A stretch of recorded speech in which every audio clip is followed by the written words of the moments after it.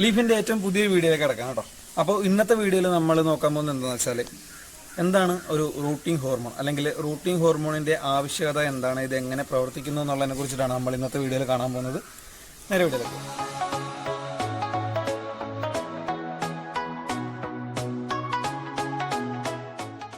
അപ്പോൾ നമ്മുടെ പ്ലാന്റ്സിൽ കാണപ്പെടുന്ന റൂട്ടിംഗ് ഹോർമോൺ എന്ന് പറയുന്നത് ഓക്സിൻ ബേസ്ഡ് ആണ്. അതിൽ തന്നെ പ്ലാന്റ്സിൽ നാച്ചുറലായിട്ട് കാണപ്പെടുന്നത് ഇൻഡോൾ അസറ്റിക് ആസിഡ് എന്ന് പറഞ്ഞിട്ടുള്ള ഫോമിലാണ്. കൊമേഴ്ഷ്യൽ ആയിട്ടുള്ള റൂട്ടിംഗ് ഹോർമോൺസിൽ കാണപ്പെടുന്നത് ഇൻഡോൾ ബ്യൂട്ടേരിക് ആസിഡാണ് കാണപ്പെടുന്നത്. നമ്മൾ മുറിച്ചു വെക്കുന്ന ഒരു സ്റ്റെമ്മിൻ്റെ വളർച്ച പെട്ടെന്നാവാനും അതിന് സ്ട്രെങ്ത് ഉണ്ടാവാനും അതിനെ ഫംഗസിൽ നിന്നും അസുഖങ്ങളിൽ നിന്നും രക്ഷിക്കുക എന്നുള്ള ഇത്രയും ഫങ്ഷൻസ് ആണ് നമ്മുടെ റൂട്ടിംഗ് ഹോർമോൺ ചെയ്യുന്നത്. ഇനി നമ്മുടെ റൂട്ടിംഗ് ഹോർമോൺസിനെ നമുക്ക് 3 ടൈപ്പായിട്ട് തിരിക്കാം.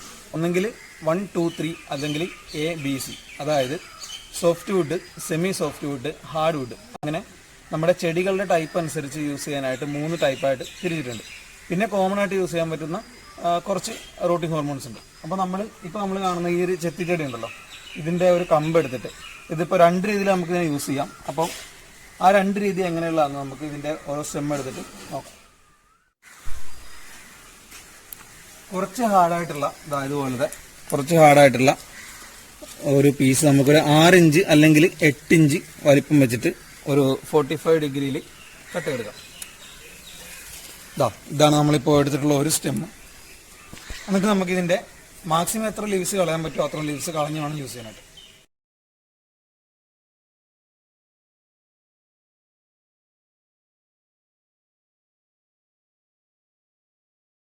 അപ്പോൾ നമ്മുടെ കയ്യിലിരിക്കുന്നത് റൂട്ടോമാക്സ് എന്ന് പറഞ്ഞിട്ടുള്ള ഒരു റൂട്ടിംഗ് ഹോർമോണാണ്. ഇതിപ്പോൾ ഒരു കോമൺ ടൈപ്പാണ് കേട്ടോ. ഇതിൻ്റെ ഇൻഗ്രീഡിയൻസ് എഴുതിയിട്ടുണ്ട്.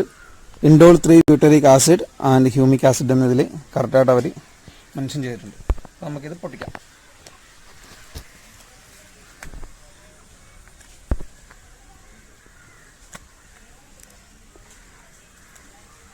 ഇതാണ് നമ്മുടെ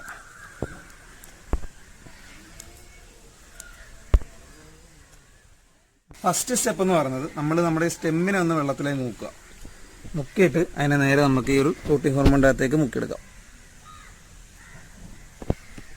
ഇനി നമുക്ക് ഇതിനെ നമ്മുടെ ഈ ഒരു പ്ലാന്ററിനുള്ളിലേക്ക് നട്ടെടുക്കാം. അപ്പോൾ ഈ ഒരു നോഡ് ഉണ്ടല്ലോ, ഈ നോഡ് മണ്ണിൻ്റെ അടിയിൽ പോകണം.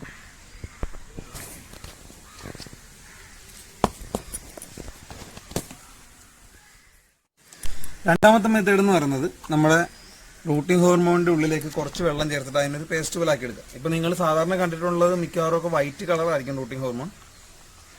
അപ്പോൾ നമ്മൾ ഇതിനൊരു പേസ്റ്റ് ആക്കിയിട്ട് അതിൻ്റെ ഉള്ളിലേക്ക് നമ്മുടെ ഈ ഒരു സ്റ്റെമ്മിനെ ഇങ്ങനെ മുക്കിയെടുക്കാം. കണ്ടല്ലോ അല്ലേ? ഇത് മാക്സിമം കുറച്ചുകൂടിയൊക്കെ ആവുന്ന രീതിയിൽ പെരട്ടിയെടുക്കാം കേട്ടോ. എന്നിട്ട് ഇതിനെ കുറച്ച് നേരം നമ്മളൊന്ന് വെച്ചിട്ട് ഇതൊന്ന് ചെറുതായിട്ടൊന്ന് വലിയ. അപ്പോൾ നമ്മുടെ അതിൽ നല്ലപോലെ ഡ്രൈ ആയിട്ട് പിടിച്ചിട്ടുണ്ട്. ഇനി നമ്മൾ നേരത്തെ ചെയ്തതുപോലെ തന്നെ ഒരു പ്ലാന്ററിലേക്ക് ഇതിനെയും നട്ടു കൊടുക്കാം. അപ്പോൾ ഈ ഒരു നോഡ് അതിൻ്റെ ഉള്ളിൽ പോകണം, അത് ശ്രദ്ധിക്കണം കേട്ടോ. അപ്പോൾ ഇതിൽ ചെറിയ രീതിയിൽ മുട്ടൊക്കെ ഉള്ളതാണ്. ഇനി നമുക്ക് ഇതിനെ ഒന്ന് നനച്ചിട്ട് അനങ്ങാതെ കുറച്ച് ഡയറക്റ്റ് സൺലൈറ്റ് വെക്കരുത്, കുറച്ച് ബ്രൈറ്റ് ആയിട്ടുള്ളൊരു സ്പേസിൽ അനങ്ങാതെ വെക്കാം.